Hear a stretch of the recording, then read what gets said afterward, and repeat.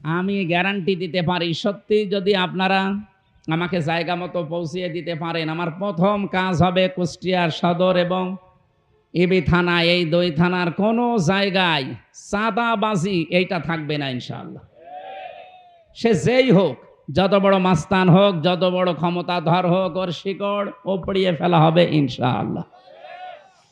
এইগুলো যদি না থাকে, এলাকা বসবাসের যোগ্য হয়ে গড়ে উঠবে। আর এগুলো কথা বলতে গেলে যারা বিরোধিতা করেন, আপনারা ভুল পথে আছে, আপনারা নিজেরে ক্ষতি করছেন। যেহেতু পৃথিবী থাকার জায়গা না, এটা যদি থাকার জায়গা হতো আমি আপনাকে আরো করার জন্য উৎসাহ দিতাম। আমার এখন 33 বছর, আর নাই 40-50 বছর পরে আমার মরে যাওয়া লাগবে না, এটা সর্বোচ্চ টার্গেট দিলাম। যে কোনো সময় আমরা চলে যেতে পারি, এজন্য আমরা এগিয়ে যেতে চাই। আমাদের জাতির পিতা ইব্রাহিম আলাইহিস সালাম যেভাবে এগিয়েছিলেন, আপনাদেরকেও আমরা নিয়ে আসতে চাই ওই রাস্তায়।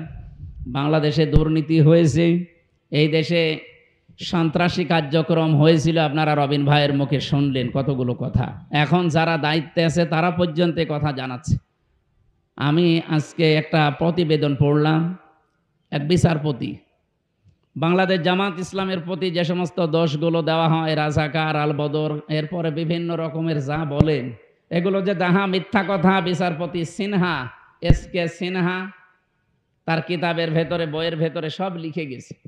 এবং আর এক বিচারপতি, সে আজকে এগুলো সব সত্য প্রমাণ করার জন্যে উনি একটা স্ট্যাটাস দিয়েছে, পুরাটা প্রায় 80 লাইন পর্যন্ত এগুলো তিনি লিখে দিয়েছেন। আর এখন আমার মনে হয় দেশ বিদেশের মানুষও বিশ্বাস করে যে অন্যায়ভাবে এ দেশের ইসলামী আন্দোলনকে ধ্বংস করার জন্যে এই ফ্যাসিস্টরা পায়তারা করেছিল। ওদের সুরে সুর মিলিয়ে এখনো অনেকে চেষ্টা চালাচ্ছে, সফল হতে পারবেন না।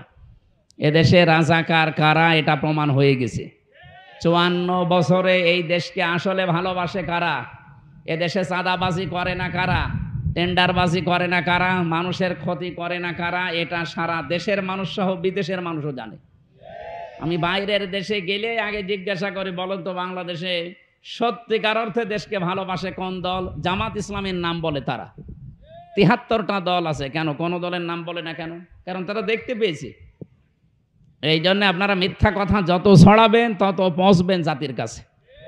আসেন সত্যটা তুলে ধরি, আর জামাত ইসলামের মাধ্যমে আগামীর দেশকে যদি সাজাতে পারি, আমরা গ্যারান্টি দেব ইনশাআল্লাহ। এ দেশে আজকেও আমিরে জামাত ঘোষণা দিয়েছে যে যেই দিন শপথ নেবে বাংলাদেশ জামাত ইসলামী রাষ্ট্র চালানোর, একটা টাকা 5 বছরে তাদের বাড়বে না।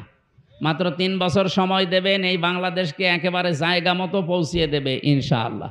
আমরা